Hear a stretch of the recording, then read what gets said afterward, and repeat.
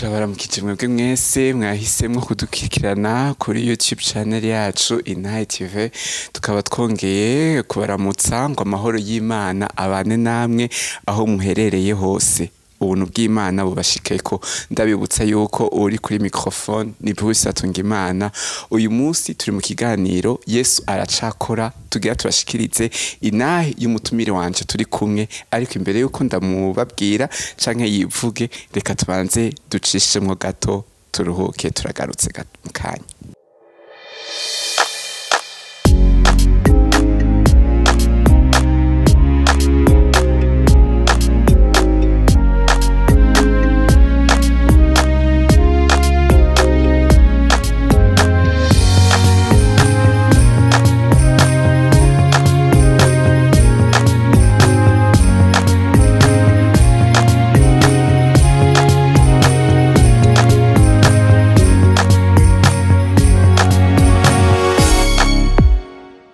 Nkuko rero nari nabibabwiye ko mu mwanya mpava ngaruka ndabereka umutumire wacu turi kumwe uyu munsi, yashimye kutuganirira byinshi canke bike muri byinshi ku vy'Imana yamukoreye. Ntarandiriye ntabatebeje, ndazi ko mufise inyota yo kumumenya, ndazi ko mufise inyota yo kumwumva. Mwaramutse. Amahoro neza. Ego turishimye kuba turi kumwe mu kiganiro Yesu aracakora. Ego abantu benshi bako baradukurikirana barakeneye kumenya uwo tuvugana ninde, mu ncamake mwidondore tubamenye. Nitwa Ndayikengurukiye Abbes Michel. Nkaba ndi umuntu Imana yagiriye neza. Ego mbega ya Abbes Michel nkuko mwamwumvise yitwa Ndayikengurukiye ya Abbes Michel, akaba atubwiye yuko ari umuntu Imana yagiriye neza. Ariko uvuze yuko ari umuntu Imana yagiriye neza, umengo bandi umengo ntibiri profond ukuntu. Dushaka utubwire neza ico kintu Imana yabakoreye, kuko urinzi kuvuga nuko gihari. Dushaka rero utubwire ico kintu ni giki, utubwire n'abandi udusangize ivyo Imana yabagiriye. Murakoze. Yamvuze ko ndi umuntu Imana yagiriye neza, nuko hari ivyo Imana yankoreye bikomeye. Bikomeye ku buzima bwanje. Ijambo ry'Imana muri Yesaya igice ca 49 ku murongo wa 16 haravuga ngo ehe ngushushanije mu biganza byanje, inzitiro zawe ndaziyoza kw'amaso. So ivyo nivyo vyambayeko. Nivyo vyambayeko igihe kinini, nivyo vyambayeko imyaka myinshi. Kuko iyo ataba inzitiro, amaso y'Imana atari ku nzitiro zanje, sinzi ngo mba ndihe, sinzi ngo mba meze gute, sinzi ngo mba ndinde. Ego ya Abbes, uratubwiye yuko ufatiye kuri iryo jambo ry'Imana riri muri Yesaya yuko inzitiro z'Imana, amaso y'Imana ayahoza ku nzitiro zacu. Ego dufatiye aho nyene, uratubwiye ko ubuzima bwawe bwari bumeze nkuko nyene iryo jambo ry'Imana ribivuga. None twashaka utubwire, kuko aho yaca tugira ikibazo, mbega Abbes yahuye n'igiki? Abbes yabaye iki kugira ngo iryo jambo ry'Imana rigira ico rivuze ku buzima bwiwe nkuko ribivuga vy'ukuri? Twashaka utubwire neza. Nibaza ko nza kuvuga mu mice itatu intahe yanje. Hariho umuce wa mbere nuvuga ko ntabonye numvise, hakabaho umuce wa kabiri nabayemwo, ndetse n'uwa gatatu no nabayemwo. So umuce wa mbere, ndi umwana yabayeho kujya abandi bose babaho bivanye n'ivyo umuntu yumva ariko ntashobora kwemeza neza. Ariko kubw'uvyo twiga mu ishuri canke twize mu ishuri, ndashobora gupfa kuvyemera. So umuce wa mbere aho utangurira navyawe n'abavyeyi babiri ariko nashobora gushingira inahe kubwanje mugani navyaye n'umuvyeyi umwe hama ico gihe bambwiye yuko mama yari umunyeshuri yavukiye mu Kamenge yaba mu Kamenge ari umunyeshuri nibaza ko yiga mu Ngagara hama igihe kiragera aja muri adolescence atwara inda yiga mu mwaka w'8 ico gihe rero niho jewe yambyara mugabo ntivyari vyoroshe kuko nyokuru wanje ariwe mama wiwe amaze kubona ko mama afise inda yaciye amwirukana afatikanije na mama wiwe ni kuvuga nyokuruza wanje bamwirukanye aho mama yaciye aja kuba ahandi mu nyuma arateba aja kuba umuyaya mu Ngagara hafi yaho bahora babakera bakira abana gushika ndavuka maze kuvuka ntivyari vyoroshe mama baramugarukanye imuhiri wabo agarutse iwabo urumva ntivyari vyoroshe ariko bari bamuteguriye umugabo azoca mutwara uyu mugabo sinibaza ko bari basanzwe bazinanya ariko n'uwo bamurondereye nawe ngira ngo kera nta byari bihari yuko bapima iki canke kiriya uyu mugabo ashobora kuba yaragwaye umugera uwo mugabo barondereye mama wawe hama yari umubaji so acaragendayo barabana nanje nibaza ko ariho navukiye kuri uyo mugabo nkura nzi ko ariwe papa mugabo inyuma y'umwaka umwe naciye nkurikirwa n'undi mwana ariko narabona ko uko biri kose naho yo bari papa hari ibitagenda neza kuko yarankubita mu byo nashobora kwibuka nuko yafata ukuguru akaduza agakubitira hejuru agakubita agacari kurira hasi aho wari ufise umwaka umwe so ivy'imyaka sinibuka neza gusa iyo visage ndayibuka urayibuka mugabo ari muto mu bisanzwe nari muto muga iyo image ndayibuka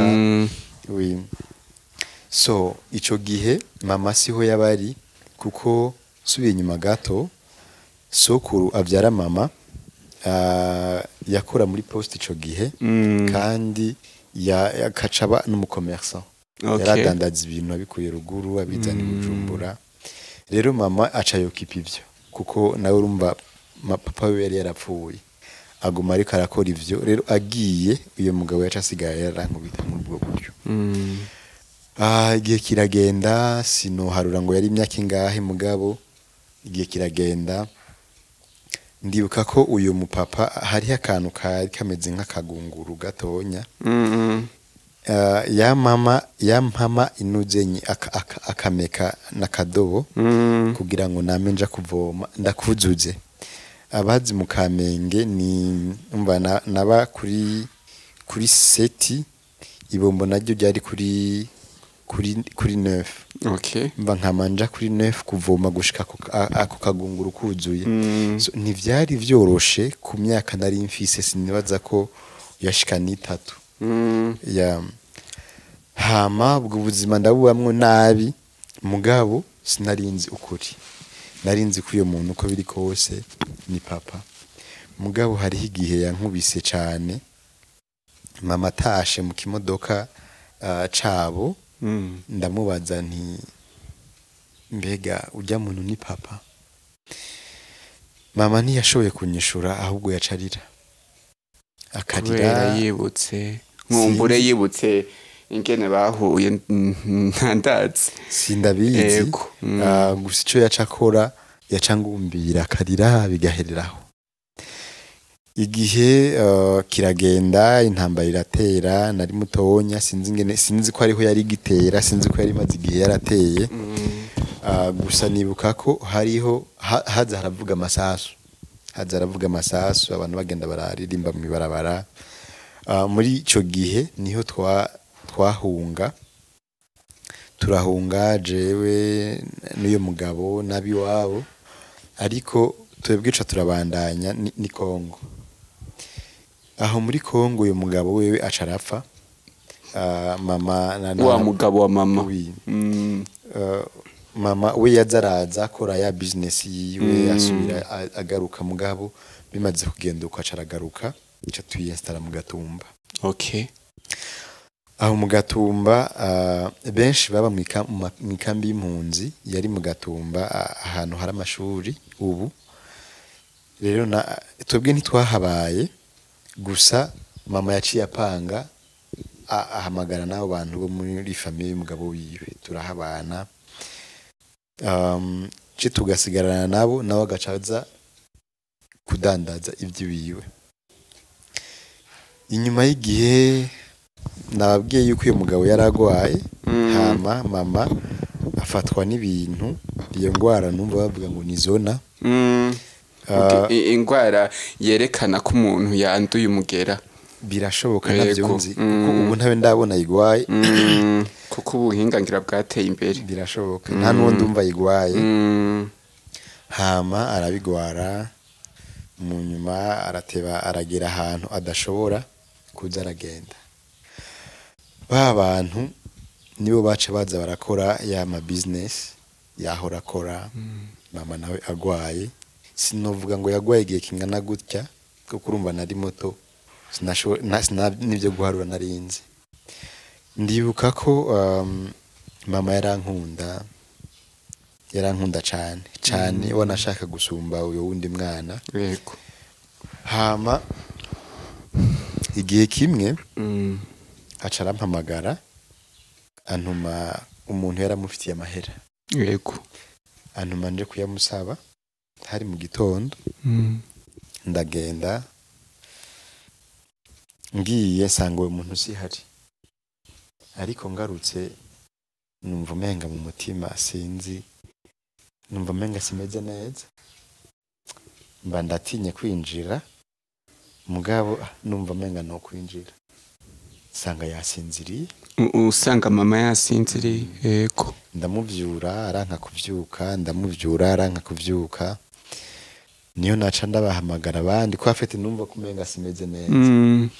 Baje kuraba nabo nyene bambwira ko asinziriye hama baranyirukana turagenda ahandi kure ahantu bita kumusha no ku hari hano hari amazi abana bakunda kuja koga cujana n'abandi bana aho nabo urumva baca basigara mu bindi bahamagara abantu kugira ngo bakore ibintu bijanye no gufuba. So bukeye tuja kubaziko ntabaciriyemwo ivyo byose babitegura mwebwe atana kimwe muzi. Oya bari bagiye kubanyegeza ndibaza. Urumva bambwiye yuko togenda gukina n'abandi bana. Okay. Hama bukeye mu gitondo haraza abantu benshi baratekera ikintu mu gihuzu n'ikirago hama turagenda ntazi ivyo ari vyo tugenda dushika ahantu bahamba baragira umusaraba w'udutete barashiraho barambwira nshireho yivu ntazi ivyo ari vyo ntazi ko duhamvye mama byari n'ijyambere nshitse aho hantu hari mu ishamba mu Gatumba ujabutse Rusizi hari ahantu cuka tuje mu ishamba gutyo. Yego. So mugabo tuvuye ndagenda kuraba aho yarangiye ngo yakize yagiye muri ville azoza kuzaniye imbombo mbaho nzi yuko mama yagiye azogaruka kuzaniye imbombo. Hama nkaba mbona abantu bama baza bagaterama bagakina ntazi ibyo ari byo urumva narakana gatonya mu nyuma baragira umunsi mukuru barangurira impuzu. So n'ibintu banavuga sinari interesse navyo kuko urumva nari umwana naguma nja gukina ngira gute. So rero aho sinari bwabone amahinduka yo kutagira umuvyeyi canke yo kutaba kumwe na mama. Urumva naguma ngira nti umwanya n'umwanya azoza igihe n'igihe kizoshika azogaruka kandi azoza nzaniye imbombo ko narakunda imbombo cane ico gihe. Hama haheze igihe niho rero byaca bitangura guhinduka. Hantu naba bari bafise abandi bana twangana n'abansumba n'umwe nasumba gatonya. Rero hageze ko bafungura saa sita bagaca bantuma amavuta, ngenza n'amavuta ku botike, ngaca ngenda ku botike ko amabotike yari kure na kure. Ngiye nkagaruka nsanga bahejeje gufungura, bagaca bankubita ngo natevye. So ivyo birabandanya igihe kitari gito, mugabo nkuko nari navuze nti irya jambo ryo muri Yesaya, inzitiro z'Imana ziri ku buzima bwacu turabaho. Amen. Hari ibiba mugabo tukabaho, kuvuga Imana igenda icanzo. Ico gihe uravye ingene byari bimeze, byagaragara kumenga no kwicwa n'inzara. Mugabo babana babo baca bagira inama ingene baza barabika ibyo kurya, baza barabinyegeza. Niho hageraho bavugana, bakaza umwe akabika ubugari mu mufuko, undi akanyegeza udutwe tw'indagara canke indagara. Bahejeje gufungura, hariho ibintu bahamagarana kera bagira ngo peru, kugira ngo ababaye mu isite baca bavyumva. Rero iyo avuze ako kantu, hariyo ahantu hari igiti kinini naca ninyegezamwo munsi. Numvise ako kantu naca nja ahabona, umwe wese agaca azana ivyo yagerageje kunyegeza.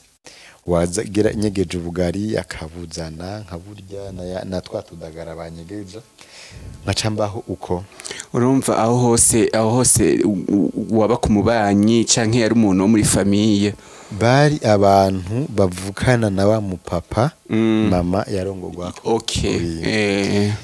So ivyo birabandanya, kumbure ngira ngo barabona ko ntagiye, ngira ngo kugiwigira uko bagira bati inzara ni yamwica azogenda. Ivyo bimaze kuba uko bacarambwa toke, ubu rero genda urondere so. Okay. Genda urondere so, ubu tugishoboye kugutunga, rondera papa wawe, ugenda ube kwa papa wawe. Sinabitahura kuko je nakuze nzi ko uyo ariwe papa. Muga nkaca nibuka ko hari aho nabaza mama nti mbega papa ari agacarira. Afite sintahure ingene yoba atari papa. Nkibaza yuko ari inkuru, mugabo bigakara mwijoro bagaca basohora hanze bakugara bakaryama. Ariko babana nyene bagaca bancisha mu idirisha tukaryama, bugaca ngaca mu idirisha, ubuzima bukabandanya. Nguma mbaho muri ubwo buzima bwo kurya ivyo kurya babitse mu mifuko no guca mu idirisha ngiye kuryama. Nk'ivyo bitabaye urumva yuko ntaza mu mu nyuma baratiba barabimenya. Rimwe umupapa waho aravyuka asanga turaryamye twese, Jenny yankubise aca arakubita abana, arabakubita cane ku buryo guhera ubwo batasubiye kandi kuncisha mu idirisha. Nivyo kumbikira baca baza bararegana, onaka yabitse ubugari. Ubuzima rero buca batangura kugora, buragora cane kuko urumva subiye inyuma gato. Mama ntiyakunda umwana sega, yarambwira sinzosege. Hari ivyo bita ngo kurobeza, yarambuza ko noja kurobeza. Rero ico gihe numva ko menga ngiye kujya mu mihana ndiko ndarobeza. Mugabo maze kumara iminsi 2 ntafungura, naba oblige kubirondera kubera inzara. Yego. Kandi kubera icari gihe c'intambara, ibyo kurya ntivyari bigwiriye cane. Kuko haraho wagenda ugasanga afete bajya binyegeje kugira ngo nihagire uwo babihako. Rero niho naca ninga umugambi wo kuza ndaja ku isoko mu Gatumba kuraba ivyo basheshe, amavoka basheshe, ubugari bataye bo ku maresitora. ubugari ntibyari cane mugabo amavoka baba basheshe imyembe baba bataye nivyo bintu naciye ntangura gufungura bica birambeshaho muri iyo minsi. Okay. Mugabo murabizi ko ikirere kigenda kirahinduka kurya amamusigiti byarahavuye biraba ikibazo.